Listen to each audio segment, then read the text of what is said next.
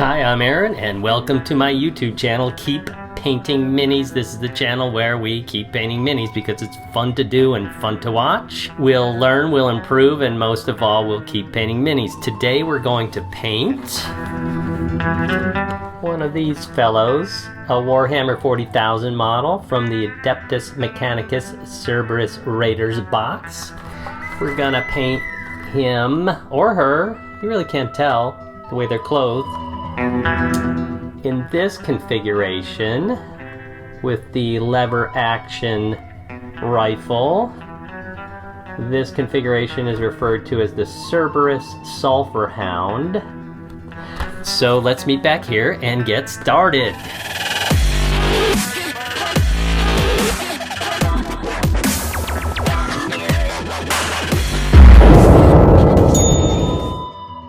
Alright guys, we began by priming the figure with Stylo Res through the airbrush.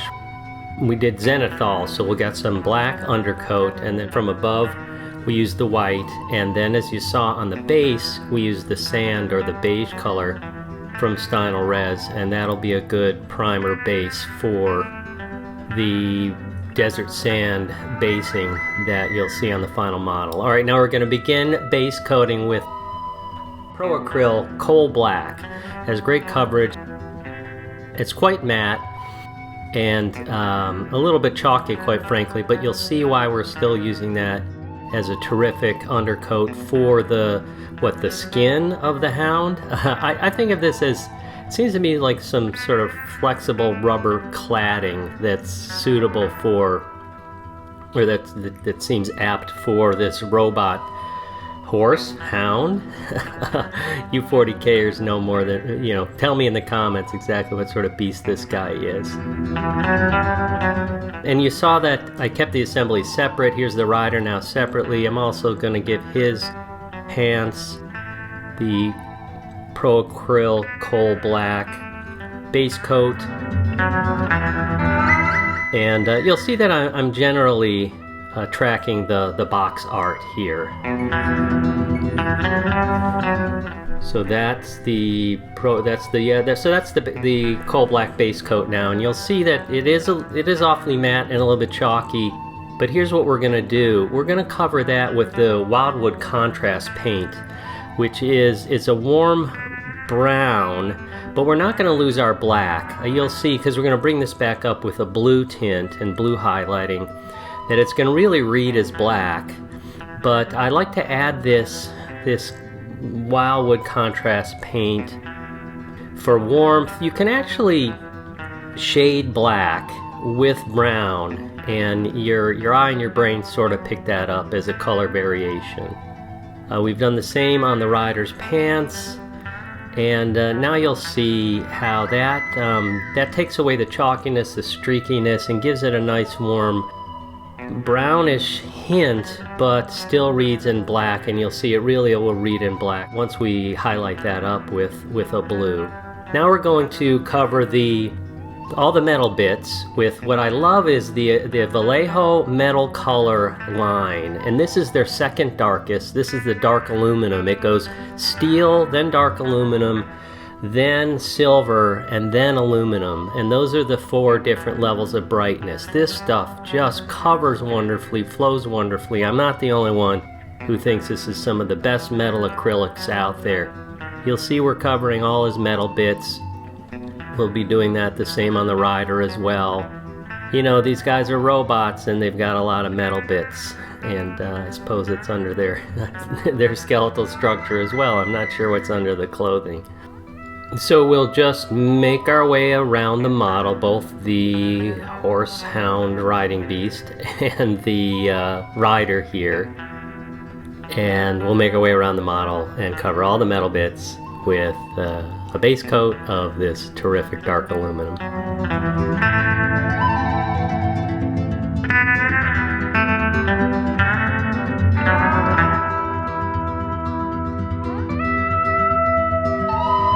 Alright, now that we have all the metal bits base coated with the dark aluminum, we're going to go in and get our shading and our depth with the trusted, tried and true Citadel Nuln Oil. All over all of the silver metal bits. And then you'll see in coming sequences we're going to bring that back up with the dark aluminum and then a brighter color as well, but we can rely on the Nuln Oil for giving us all our darkened shading that we need for the metallics on our rider and our beast.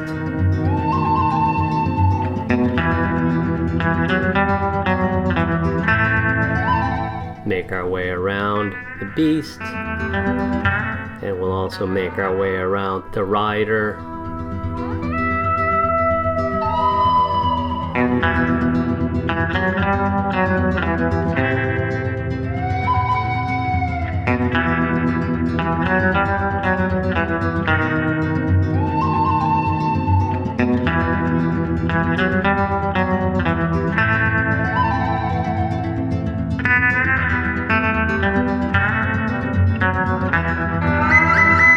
Now that the Nuln Oil has given us our shading and our depth, we're going to bring the metallics back up, first with a little bit of layering and edge highlighting with the original undercoat color, the dark aluminum.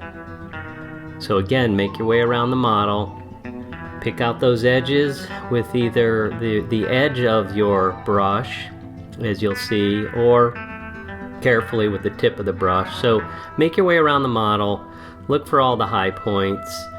Remember, this is the same color as the undercoat, so you really can't overdo it. Just stay away from the recesses where the Nuln Oil settled in, and you'll bring it back, begin to bring it back up to brightness, because as you know, the Nuln Oil tends to not only give us the great shading in the recesses, but it also tends to darken down the higher surfaces as well. Be patient, pick out the parts that you think ought to be bright. And now we'll give our rider the same treatment, again just layering and edge highlighting to bring back the brightness with the original undercoating color, that dark aluminum. Now we'll go ahead and bring in the next brighter color in that Vallejo Metal Color Metals line, which is the silver. And here we're going to just find those highlight surfaces again, the edges and the highest portions of the volumes, and be a little more picky than we were with the dark aluminum, because this is the brighter color. See, I'm hitting the top of the skulls, I'm hitting the top edges of these sort of edge bits on his robot legs, just working your way around the model. Now we're going to go in for the base coat of the beast's armor plates. We're going in with the Citadel Mephiston Red, another tried and true Citadel color. And as we all know, red can tend to be a little bit transparent, and so we will go in for at least 2 coats, thin coats, keep it flowing to get a nice saturated red, of course, both on the horse / hound / beast of burden. Again, you guys tell me in the comments. And of course the rider as well. We're taking care of his kerchief. And his coat will also be in the Mephiston Red base coat.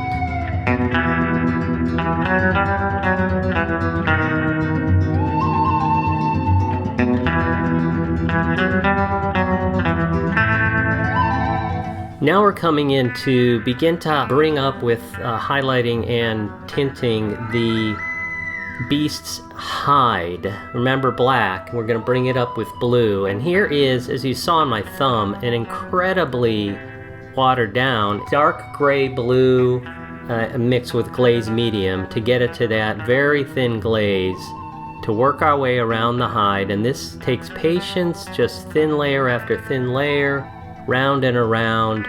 You can't really see it on camera now. In other shots you'll see that the blue tint does show itself, and then we come in with a brighter Pro Acryl gray blue, again glazed down, thinned out with Vallejo's Glaze Medium to catch the edges. And now you can see where that darker blue glaze on the muscle volumes is showing a blue tint, just the kind of hint that I want.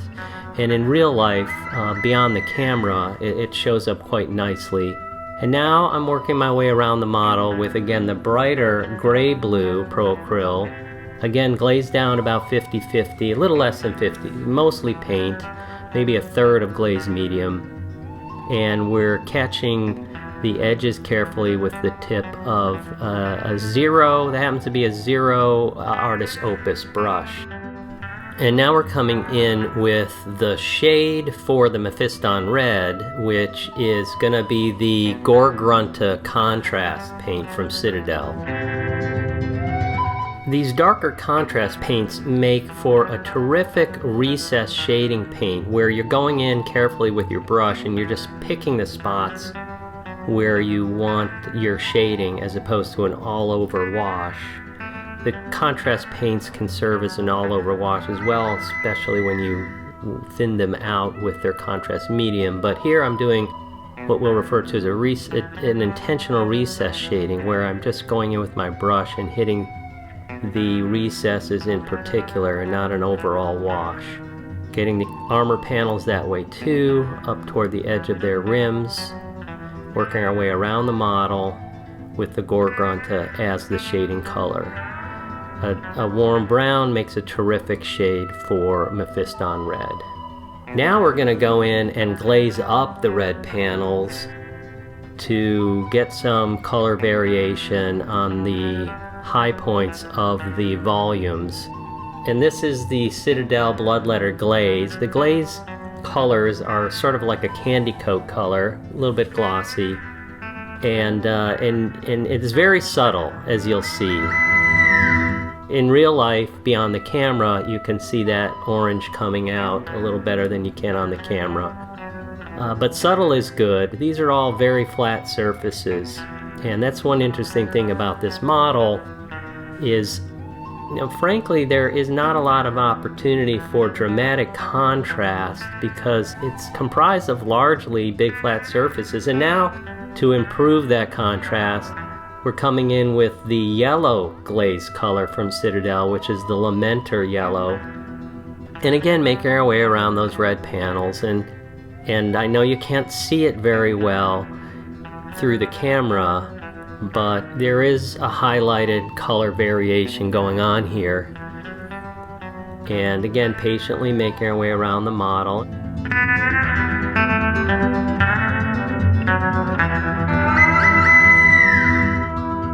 Zoom in and you can see there is some color variation, some warmth and some brightness on the higher surfaces. Now, for the legitimate edge highlighting, and you'll see here, for instance, on the rider's kerchief and coat, we're going to go in with the Pro Acryl full-fledged orange, and just with the tip of our brush, or you can always use the edge of your brush at a 45-degree angle if you can get into the feature like that. Otherwise, just carefully thin down that paint sufficiently so it flows off the edge of the brush. You can see I made some mistakes, so I'm correcting here to get my recesses back with the Mephiston Red. And then making my way around the model with the Pro Acryl orange for the edge highlighting on the rider's coat.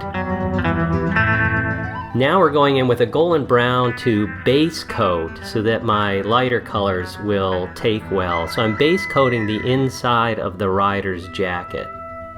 This is not going to be the final color. What we're going to do is move to this ivory, and that is really the color I want on the inside of his jacket, but that over the gray would have been a struggle. I've got more warmth because I base coated it first with that golden brown. So this is what the interior of the rider's jacket looks like now, and then we're going to go in, we're going to mix some of that ivory with the titanium white from Pro Acryl, and we're going to edge highlight fairly bold and broad edges there inside of the rider's coat.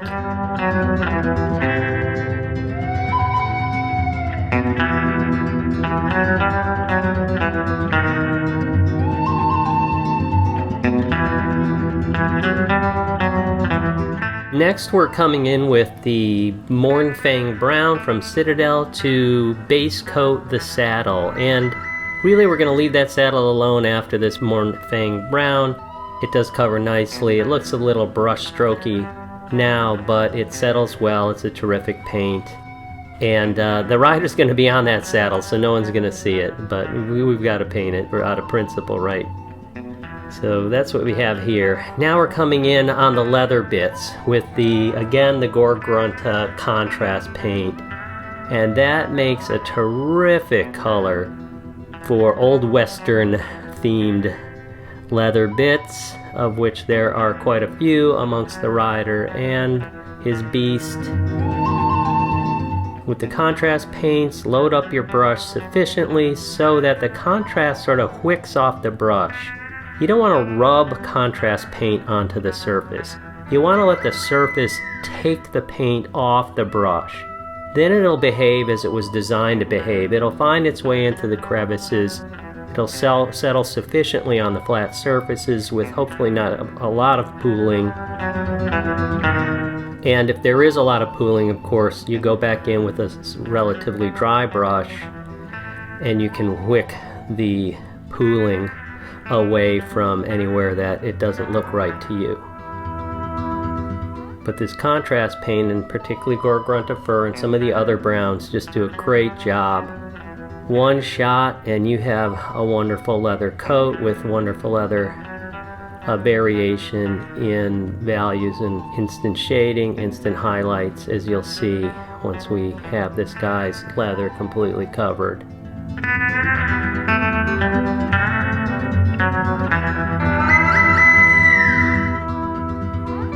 You see, there we have it. It looks just terrific, and so little effort with those brown contrast paints.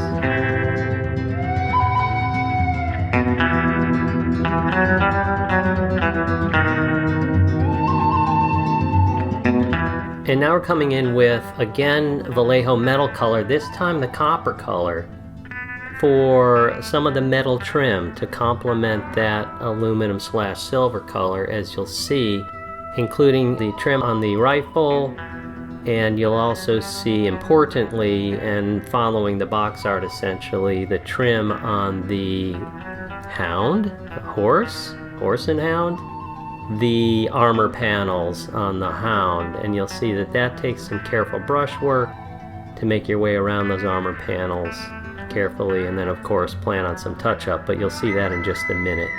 Here on the rider, we're picking out some pieces that just add some visual variation with this copper color as trim against the silver colors.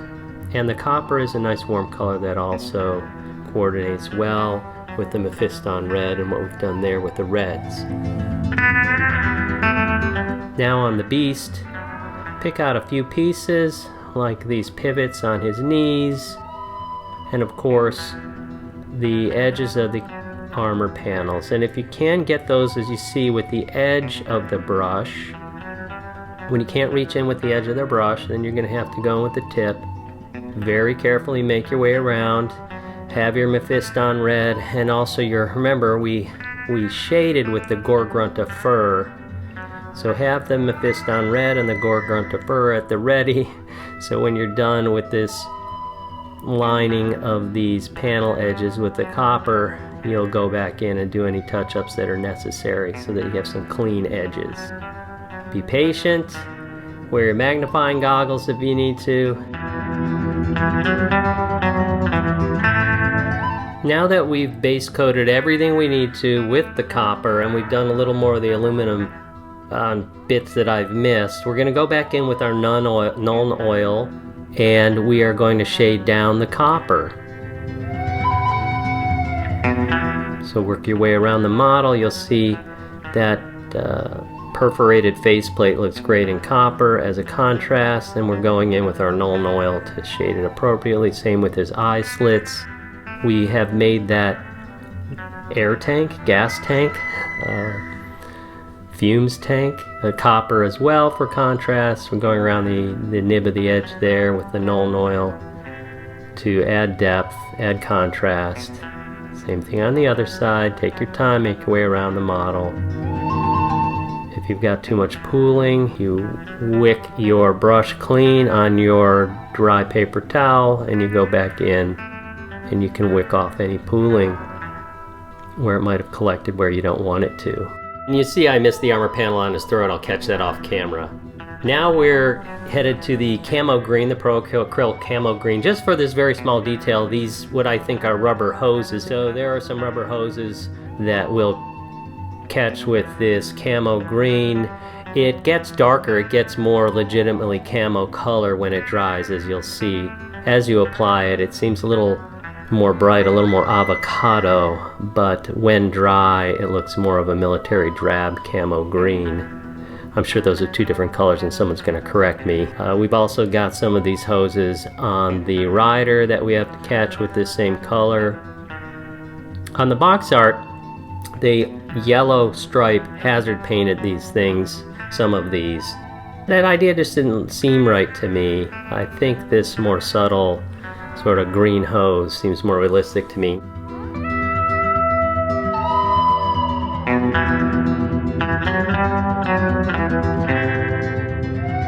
Now we're going in on the purity seal. I had already base coated it with the same color I did on the interior of his coat. That was that ivory. And now we're going in with Agrax Earth Shade to get the depth, the shading in for his purity seal. And you can see it settles there nicely into the recesses to give us that depth. And then we're going to highlight, we're going to bring the edges back up of the purity seal with the Pro Acryl Ivory. Make our way around that a little bit so that we can see those edges so that they pop out a little bit at a tabletop distance.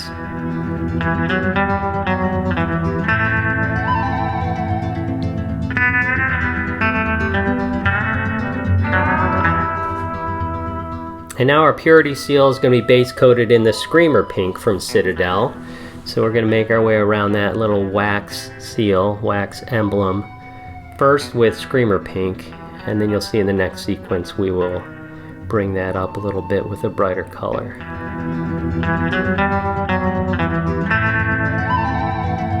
Here we go with the Gene Stealer Purple as the highlight for the purity seal. Around the edges and a little dab on the texture in the center, as you'll see.